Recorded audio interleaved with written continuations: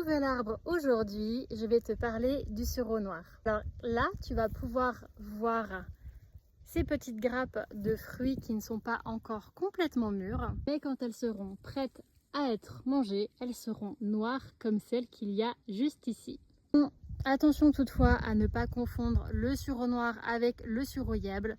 Comment les reconnaître? Eh bien c'est tout simple, le sureau noir lui fait du bois au niveau du tronc alors que l'autre est simplement un arbuste. Voici également ces feuilles qui te permettront de le reconnaître beaucoup plus facilement quand tu le croiseras.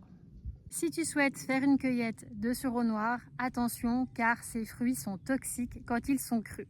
Quand je dis toxique, tu peux en manger 2-3, ce n'est absolument pas grave, mais par contre, en plus grosse quantité, ils vont avoir un effet assez compliqué, un peu laxatif et tu peux peut-être finir à l'hôpital. Si tu en manges trop, alors attention. Moi, ce que je te propose, c'est de le cueillir, de le mettre au congélateur et d'en avoir constamment chez toi.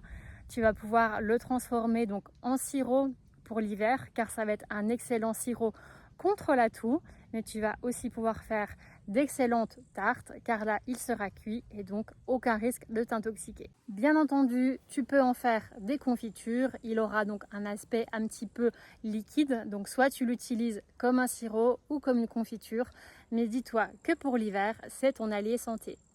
Tu veux plus de recettes? Alors dis-le moi dans les commentaires.